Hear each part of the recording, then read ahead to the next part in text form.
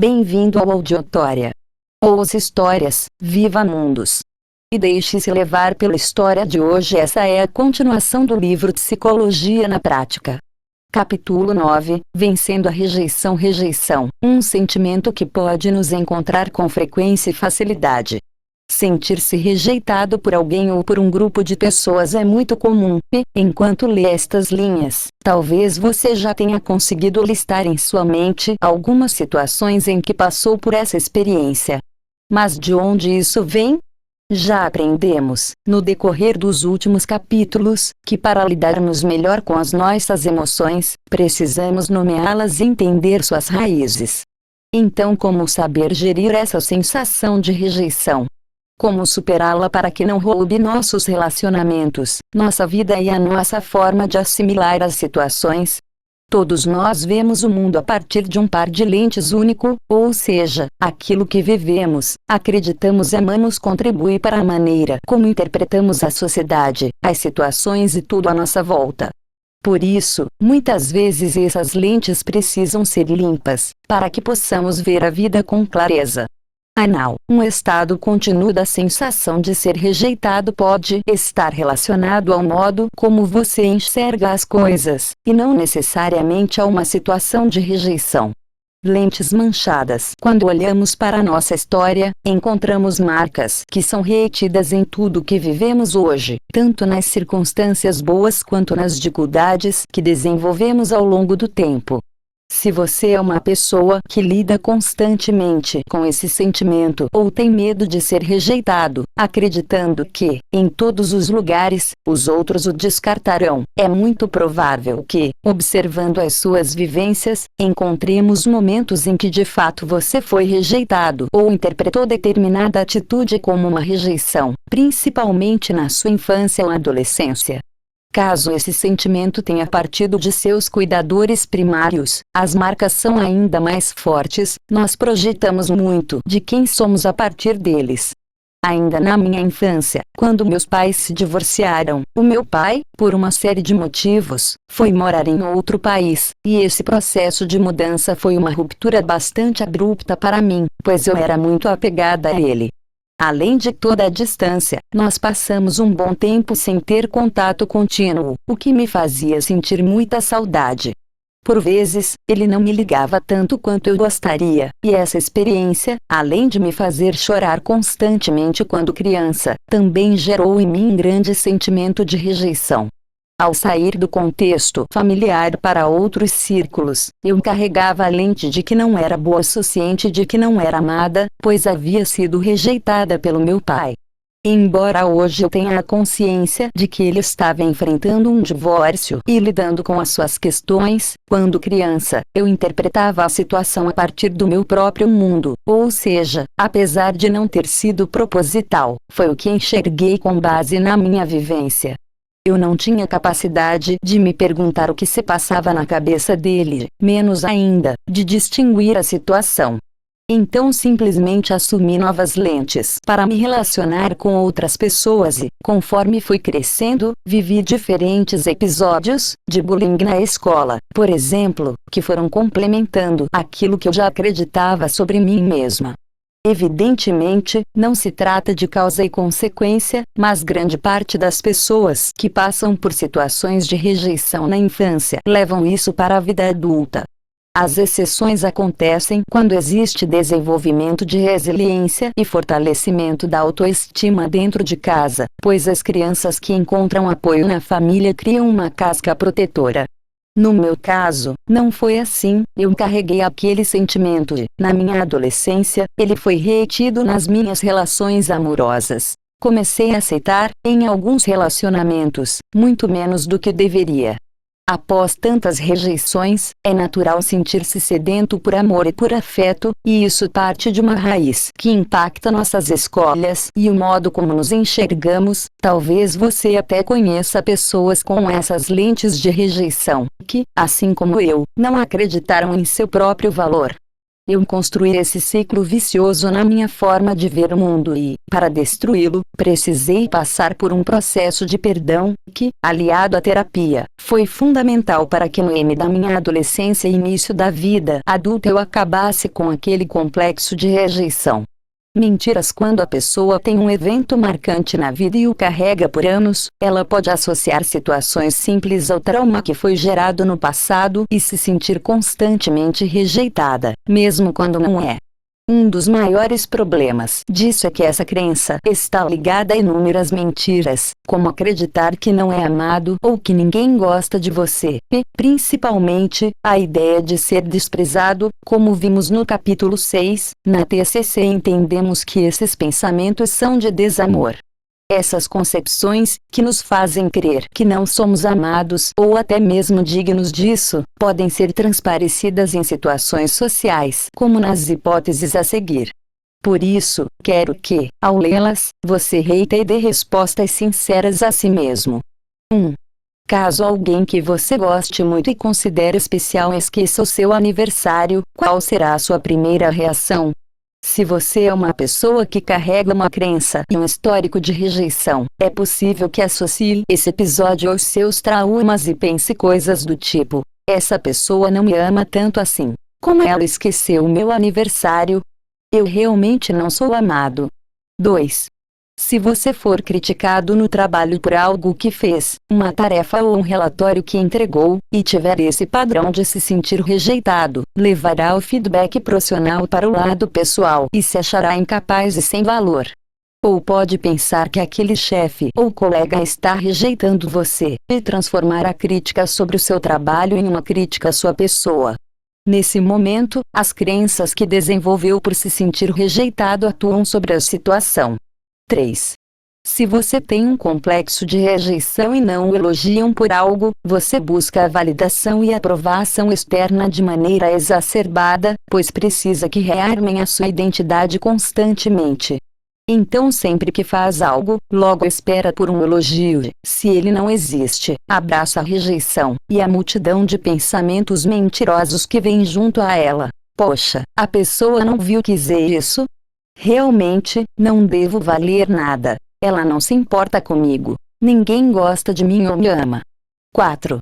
Quando você comete um erro ou recebe uma repreensão, o cenário toma uma proporção maior do que precisaria terça-feira. Isso, porque, devido ao sentimento de rejeição, você pode criar mágoas e ser inundado pelos pensamentos de insuficiência, autocondenação e culpa, acreditando que o seu relacionamento com a pessoa em questão foi resumido àquele episódio e que você é punido apenas pelo erro que cometeu. Esses são apenas alguns exemplos de como a sensação de rejeição pode aparecer socialmente, e é claro que cada pessoa tem uma experiência diferente e apresenta reações diversas. Lembro-me de ter atendido uma paciente com esse problema uma vez. Ao se sentir rejeitada pelo marido, a primeira reação dela era apresentar um estado de raiva. Ela não ficava triste, chorava ou se vitimizava, mas brigava e se comportava de maneira mais agressiva. Porém, por trás dessa postura, existia o desejo de ser amada e o medo da rejeição. Os fundamentos dela também estavam no desamor, então ela criou esse mecanismo de defesa que a impedia de ser vulnerável. Por outro lado, há pessoas que, ao se sentirem rejeitadas, choram ou se isolam. Entram no quarto, trancam-se no escuro e se deixam levar pelas lágrimas. Realmente se afundam naquele momento, porque é um modo que aprenderam a lidar com as emoções.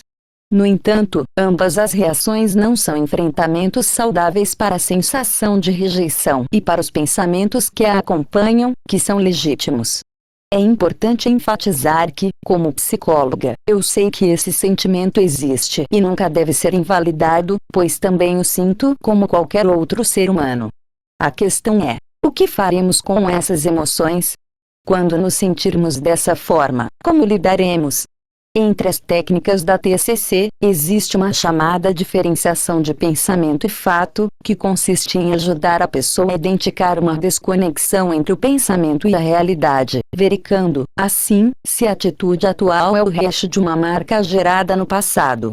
Para isso, em geral, é necessário permitir que o paciente compreenda que um mesmo fato pode levar a diferentes reações e que podemos ser exíveis e adaptativos diante dele.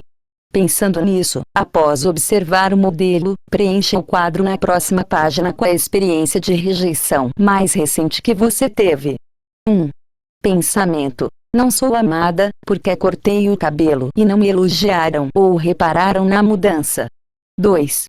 Fato: as pessoas não perceberam ou não prestaram atenção. Comportamento: fechei a cara, guardei o sentimento, decidi me isolar e não perguntei o que acharam do meu cabelo. 3. Resultado: briguei mais tarde por outro motivo bobo, pois a situação anterior ainda estava mal resolvida dentro de mim. O que fazer? Encontre as raízes e limpe suas lentes. Se você se sente como nos exemplos citados anteriormente, ou se essa é uma sensação constante na sua vida, em primeiro lugar, olhe para o seu passado e analise se algo marcou as suas lentes, para que você cultive essa tendência de encarar as situações como alguém desejado. Pode ser que algo em sua infância ou adolescência, ou até mesmo uma situação específica da vida adulta, tenha sido interpretado por você como uma rejeição. Lembro-me de que, no meu primeiro aniversário com meu marido, quando ainda namorávamos, ele se esqueceu da data.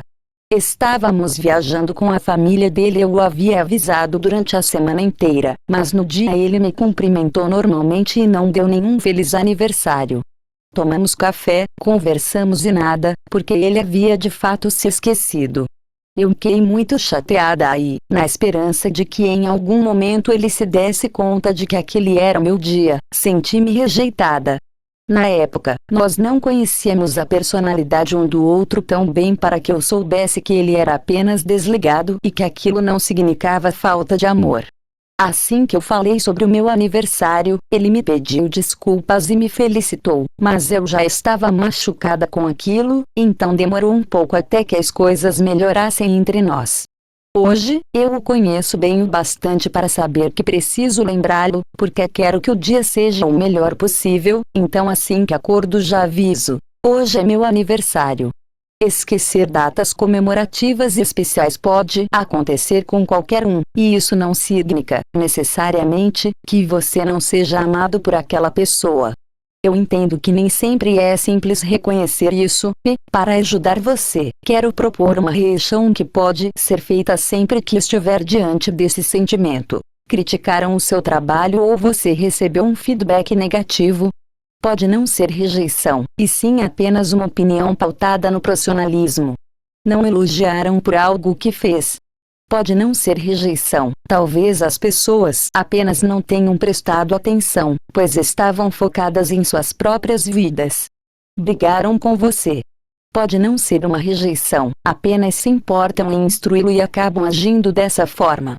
É preciso entender o contexto e duvidar do que sentimos, principalmente em relação à rejeição. Antes de estabelecer um veredito sobre ter sido rejeitado ou não, sempre questione: será que realmente não são as minhas lentes? Será que eu não estou interpretando as coisas de uma forma um pouco enviesada? É possível que sim. Aprenda que a rejeição existe. Outro ponto essencial é: existem momentos em que a rejeição realmente vai acontecer. Por exemplo, em um término de namoro ou na reprovação no processo seletivo de uma faculdade. Nesses casos, houve uma rejeição de fato? Sim. Existirão momentos em que você será rejeitado. Ninguém está imune a isso. Algumas pessoas não gostarão de mim, e faz parte da vida. Com certeza não é uma sensação boa, mas é normal. Se entendermos que todos estão sujeitos a isso e que, ainda assim, a rejeição não dita o valor de ninguém, aprenderemos a lidar com esses momentos de maneira mais madura.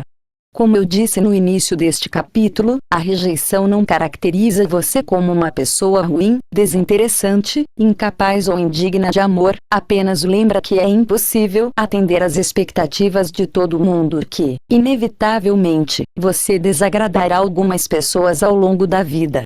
Além disso, mesmo que tenha sido rejeitado em algum momento da sua história, não significa que você terá de carregar e viver isso para sempre. Construa boas memórias e gerencie as relações. Já parou para pensar que o seu medo da rejeição faz com que existam mais conflitos nos seus relacionamentos? Ele pode acabar prejudicando a relação, e talvez você realmente passe por essa situação porque tornou a convivência exaustiva ou ficou sempre na defensiva. Por isso, é importante que o seu foco esteja em cultivar memórias com as pessoas que estão inseridas na sua vida hoje, em vez de minar os seus relacionamentos com brigas desnecessárias por causa desses cenários. Não quer dizer que você esconderá as suas emoções, mas que irá expô-las e remediá-las antes de ter uma reação agressiva. A melhor forma de exteriorizar seus sentimentos é conversando e mostrando seu ponto de vista ao outro. Por isso, pergunte e busque evidências para saber se você está ou não distorcendo a situação conforme a sua lente. Profecias autorrealizáveis. Existe um conceito na psicologia chamado de profecias autorrealizáveis, que é quando o indivíduo acredita tanto em algo que acaba fazendo com que aquilo aconteça. Isso não tem relação com energias de atração ou coisas do tipo. Não é nada quântico ou espiritual. Na verdade, o que acontece é que a pessoa acredita tanto em seus próprios pensamentos, de que não é amada, que é desinteressante ou que será rejeitada, que se comporta de tal forma. Logo se fecha para novos relacionamentos, não conversa, começa a brigar muito com as pessoas ou se torna carente demais.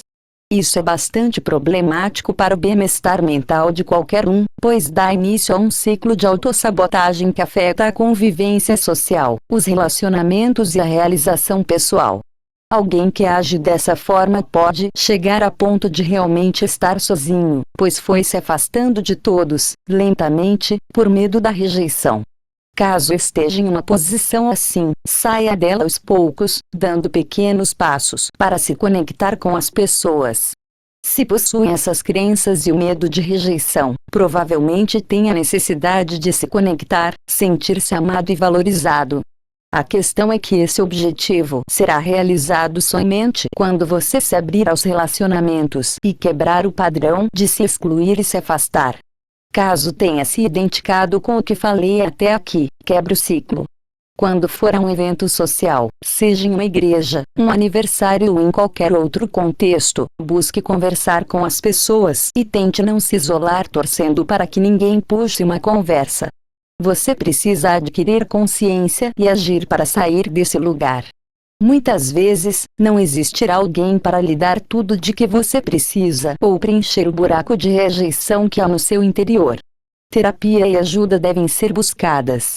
Se acredita em algo superior, em Deus ou algo além desse plano, você também pode procurar se preencher.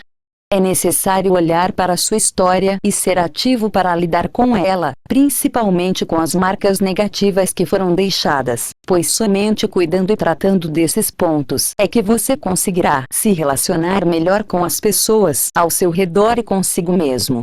Se estiver muito difícil, busque a terapia. Busque ajuda. 1. O que costumamos fazer em momentos de dor e sofrimento? 2. O que poderíamos fazer? É necessário olhar para a sua história e ser ativo para lidar com ela, principalmente com as marcas negativas que foram deixadas.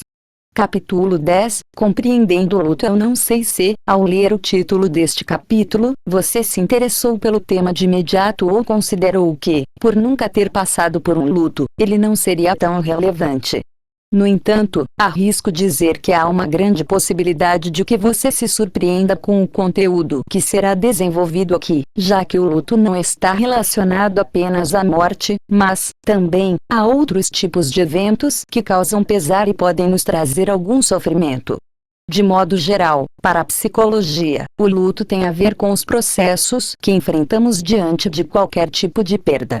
Naturalmente, nós associamos mais à morte, imagino que seja porque essa é, de fato, uma das perdas mais significativas e fortes que podemos vivenciar.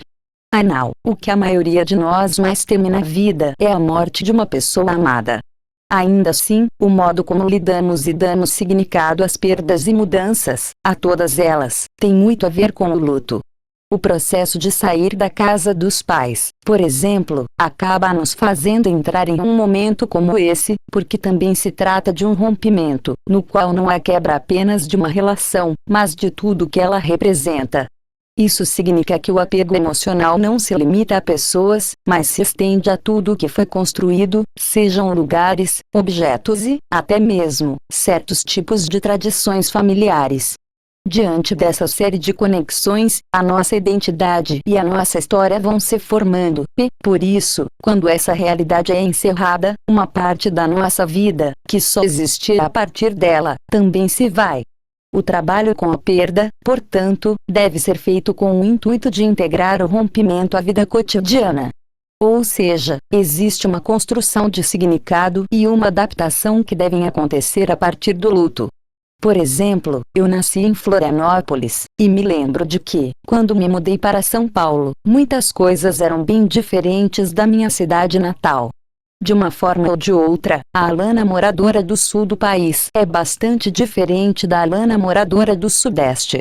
Isso não significa, no entanto, que a primeira Alana foi apagada e esquecida, mas ela se integrou à nova realidade. Houve um processo de perda, transformação e adaptação.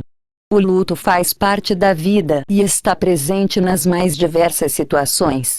O que precisamos é aprender a lidar com ele e entender que, embora tenhamos desejado determinada mudança, ela pode, sim, gerar um desconforto, um pesar, e se tornar bem difícil. Retome o exemplo da saída da casa dos pais.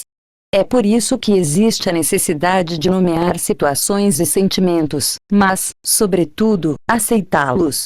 Para isso, precisamos identificar, primeiro, o modo como nós lidamos com momentos de transição, transformação e perda, afinal eles não serão iguais para todos.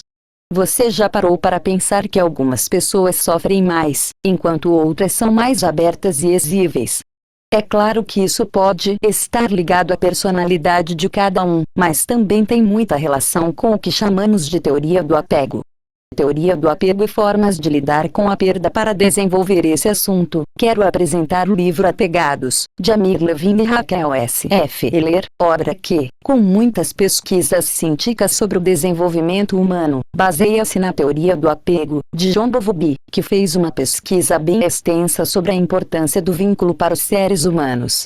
Bowlby afirma que, para uma criança sobreviver, ela precisa se vincular a alguém, e, como já falamos algumas vezes ao longo destas páginas, nossos primeiros anos de vida influenciam muito a forma como faremos conexões e nos relacionaremos quando adultos. Isso significa que aprendemos a nos relacionar a partir das experiências que tivemos com nossos pais ou cuidadores, o que nos fez moldar nossa visão sobre intimidade e proximidade. Os tipos de apego medirão o quanto nos sentimos à vontade nessas situações e o quanto elas podem, ou não, despertar em nós algum nível de ansiedade. O esquema abaixo, adaptado do livro Apegados, exemplifica isso. Apego seguro. O apego seguro diz respeito àquelas pessoas que se sentem à vontade em se conectar, ter intimidade, depender de outros e se abrir. Isso significa que a proximidade e a intimidade não são um problema para elas. Ao mesmo tempo, elas não se preocupam em excesso com os seus relacionamentos. Não canse perguntando coisas como: será que fulano gosta de mim? Será que ele vai me abandonar? Será que vai responder? Esse tipo de questionamento não é um grande problema para pessoas desse primeiro grupo, justamente porque elas se sentem seguras e vêm de histórias normalmente mais tranquilas na infância. Provavelmente, os seus pais estavam disponíveis e eram constantes no carinho e no cuidado. Esse apego forma uma pessoa mais resiliente, que tem a certeza de que é amada e, por isso, não transfere suas necessidades para os outros, embora seja capaz de construir fortes vínculos. Se ela perde uma figura importante ou vive uma grande mudança, tem mais facilidade em se adequar e seguir em frente. Isso não significa, no entanto, que não haja sofrimento, mas que, apesar do amor, ela sabe resistir e lidar com a ausência. Embora esse pareça ser um lugar difícil, é muito saudável quando construído. Apego ansioso. O segundo tipo de apego é o ansioso, aquele que cai extremamente inquieto diante dos seus relacionamentos, questionando-se o tempo inteiro se é amado e se existe reciprocidade na relação. Pessoas com esse apego não têm dificuldade com a proximidade e com a intimidade, mas carregam uma ansiedade muito grande em relação a isso e podem até se tornar muito ciumentas, pois acreditam que poderão ser rejeitadas a qualquer momento. Provavelmente, essas marcas também vieram da infância, por causa de um cuidador que oscilava entre a disponibilidade e a ausência, por exemplo, ou, ainda, pais que eram muito próximos e amorosos, mas também tinham momentos extremamente explosivos. Diante do luto e das mudanças, essa pessoa torna-se ainda mais ansiosa. Ela pode, até mesmo, ter aquele pero de quem está sempre com medo de que algo ruim aconteça, ou seja, evita os processos difíceis a todo custo ao mesmo tempo em que teme a mudança ou a rejeição. Apego evitativo. O terceiro tipo de apego é o evitativo e se refere às pessoas que têm dificuldade com a proximidade e com a intimidade, aquelas que não costumam se abrir ou se expor e são mais reservadas. Em geral, pessoas com esse tipo de apego não dizem o que pensam, são mais desconadas e, por isso, têm mais dificuldade em estabelecer conexões verdadeiras. Normalmente, são aquelas que sempre dizem ser autossuficientes e independentes, ignorando o fato de que todos nós nascemos para nos relacionarmos e de que precisamos de relacionamentos significativos para ter uma boa saúde mental. Apesar da dificuldade em se aproximar e estabelecer intimidade, essas pessoas não têm uma ansiedade diante das relações sociais. Provavelmente, os seus pais não as acolhiam na infância nem davam importância aos seus sentimentos. Na vida adulta, quando têm de experienciar o luto, essas pessoas continuam a gerar um distanciamento e, muitas vezes, agem como se nada estivesse acontecendo, ignorando e bloqueando a dor.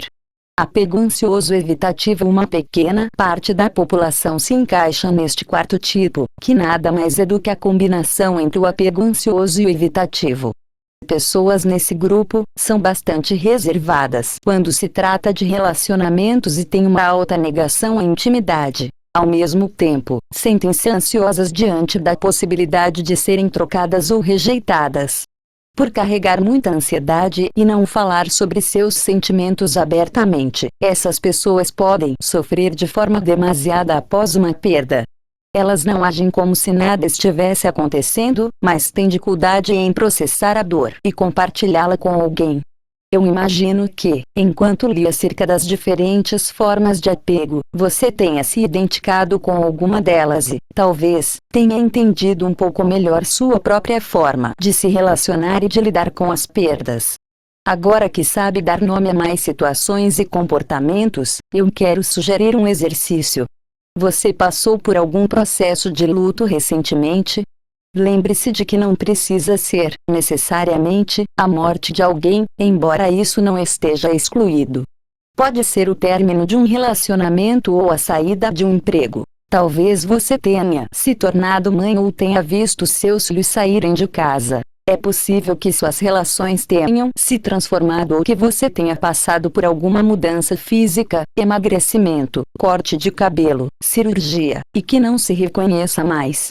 Aproveite o espaço abaixo para escrever sobre essa mudança, sobre a sua dor e sobre o modo como você lidou com a perda. Quais foram as suas últimas perdas e como você tem lidado com elas?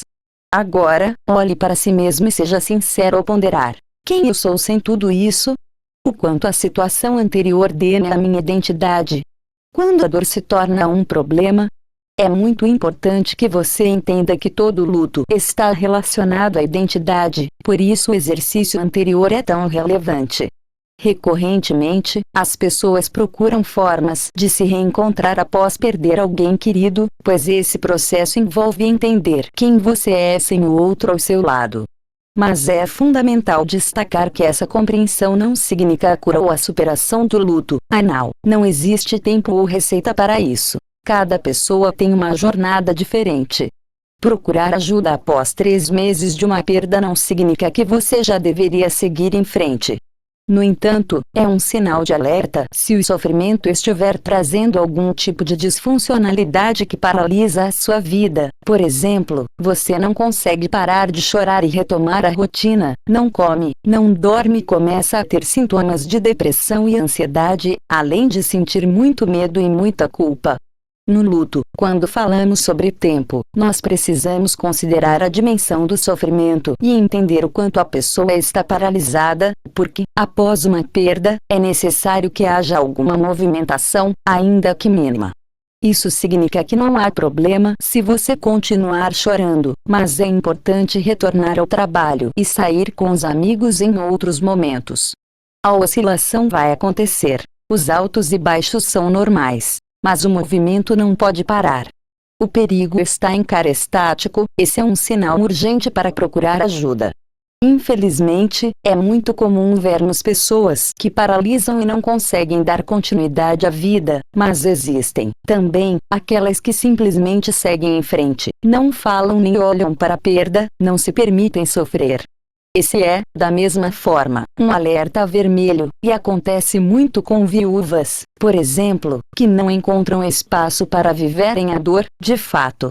Imagine uma mulher que perdeu o marido e ficou sozinha com um filho pequeno. Em que momento ela pode sofrer? Quanto tempo ela tem para lidar com isso de verdade? Se ela não tiver rede de apoio, o único espaço possível será a terapia. Afinal, é possível superar um luto. Quando se trata do luto pela morte de pessoas queridas, frequentemente ouvimos frases como estas: perdi minha avó há 4 anos e toda vez que falo dela ainda sinto saudades e choro. O Natal é sempre difícil. Quantas vezes nós mesmos não ficamos esperando esse tipo de sentimento passar? Eu não sei se isso tranquiliza ou preocupa você, mas preciso dizer que o sofrimento é normal e vai continuar a existir, mesmo que já tenham se passado muitos anos. É por isso que falamos que o luto não é superado. É impossível que, em determinado momento, você simplesmente não sinta mais nada ao pensar na pessoa. Na verdade, falar dos que já se foram é manter sua memória viva e espalhá-la para o máximo de contextos possíveis. Talvez você não conheça os seus bisavós, por exemplo, mas sabe aquilo que eles eram em sua família por causa das histórias que foram passadas adiante. Na psicologia, nós chamamos isso de integração do luto. É o momento em que você pode falar, consegue lembrar, ver fotos e permitir que a nova realidade atravesse a sua vida. Não significa que a dor diminui, mas, sim, que você cresce em torno dela e cria estratégias de enfrentamento para encará-la de outra forma.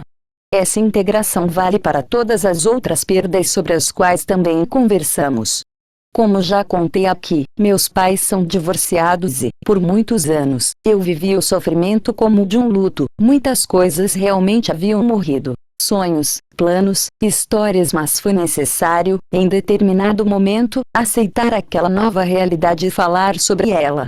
Eu fico imaginando quão disfuncional seria se os meus pais, que hoje são casados com outras pessoas, não tivessem conseguido integrar esse rompimento à sua história. Isso teria nos prejudicado, atingiria outras pessoas da família e, com certeza, impediria que eles construíssem novos relacionamentos saudáveis. No M, isso é muito mais sobre reconhecer a sua história e aquilo que foi capaz de formar a sua vida. Algumas pessoas não conseguem viver a integração do luto e acabam se mantendo presas a situações passadas. Um exemplo são aqueles que, após vivenciarem o término de um namoro, não são capazes de iniciar novos relacionamentos, porque têm medo de experimentar um novo rompimento. A falta de integração da primeira perda faz, então, com que se entreguem ao receio de passar pela mesma situação mais uma vez, o que culmina em paralisação. É natural que esse sentimento permaneça dentro da pessoa durante um tempo, e até cresça, aumentando a sua consciência sobre ele. Mas não é natural, ou esperado, que o sentimento trave os seus próximos movimentos e as suas próximas relações. Há algum luto que você tem carregado de forma disfuncional e precisa integrar à sua vida? Preencha o quadro indicando qual foi a sua perda e os sentimentos que ela acarretou. Por exemplo, a sua perda pode ter sido a morte de um ente querido, e os seus sentimentos a partir dela talvez sejam tristeza, saudade, culpa e insegurança. Agora, escreva como você pode viver o processo de integração do luto, sem descartar aquilo que aconteceu. Se o luto é por morte, você pode começar falando mais sobre a pessoa com aqueles que também a conheciam, além de criar algum tipo de memorial, um álbum de fotos, por exemplo. Se o luto for devido a um momento de transição, como uma mudança de cidade ou da graduação, tente registrar todas as outras transições pelas quais você já passou, destacando as mudanças que ocorreram a partir delas. Como você pode passar pelo processo de integração do luto? Passos para enfrentar o momento de luto. Eu sei que esse assunto é bastante complexo e delicado, mas tentei trazê-lo de uma forma mais leve. No entanto, se você está passando por um processo difícil de luto, eu gostaria de incentivá-lo a buscar ajuda profissional, porque entendo que algumas dores e perdas são inimagináveis. A partir disso, também quero apresentar alguns caminhos para ajudar você a atravessar essa etapa da sua jornada. Cerque-se de pessoas que você ama. A rede de apoio é essencial nesse processo, por isso, se puder, cerque-se daqueles que realmente o amam e validam seus sentimentos. O momento de luto já é muito difícil para ter de passá-lo ao lado de pessoas que menosprezam e diminuem a sua dor. Não crie a expectativa de que precisa ser forte. Existe uma frase, de autoria desconhecida, que resume muito bem o que quero dizer. Você não precisa ser forte para enfrentar seu luto, mas é enfrentando seu luto que você se tornará mais forte. Livre-se do peso de permanecer inabalável em um momento de fraqueza e se permita sofrer, porém não deixe de enfrentar a sua dor. Siga em frente e não se culpe por continuar a sua vida após vivenciar uma perda, você não está preso a ela, portanto não há nenhum problema em seguir com as suas atividades normalmente, mesmo que isso signifique chorar de vez em quando. Escolha como vai viver luto. É verdade que você não escolheu viver luto, mas pode escolher como vivê-lo. Esse não é um processo passivo, em que se espera a cura vir com o passar do tempo. Ao contrário disso, é necessário cuidar daquilo que se está sentindo. Veja, não é sobre curar ou esperar. Você está se permitindo viver? Está se permitindo seguir em frente? Está se permitindo receber e pedir ajuda diante desse processo? Ele fará parte da sua vida, de qualquer modo, e será uma cicatriz. Você está cuidando dela. Esse caminho serve para todas as perdas, mas, como tudo que vimos até aqui, não é uma receita. Perceba que, no é necessário enfrentar a dor, em vez de tentar evitá-la a todo custo. Você também não precisa viver uma dicotomia. Não é necessário estar feliz ou triste, sinta-se livre para ter mais de um sentimento ao mesmo tempo. Eu acredito, na verdade, que a vida se traduza nessa mistura, e que o luto é um bom exemplo de como devemos lidar com os sofrimentos, em geral. Eu sinto muito caso você tenha passado por uma perda recentemente e espero, de verdade, que as recomendações deste capítulo façam sentido para você nesse momento difícil. Livre-se do peso de permanecer inabalável em um momento de fraqueza e se permita sofrer. Encerramos mais um capítulo de conhecimento aqui no Auditória. Que essas ideias te acompanhem no dia a dia e ampliem sua forma de ver o mundo. Curta, compartilhe e inscreva-se. Novos aprendizados chegam toda semana.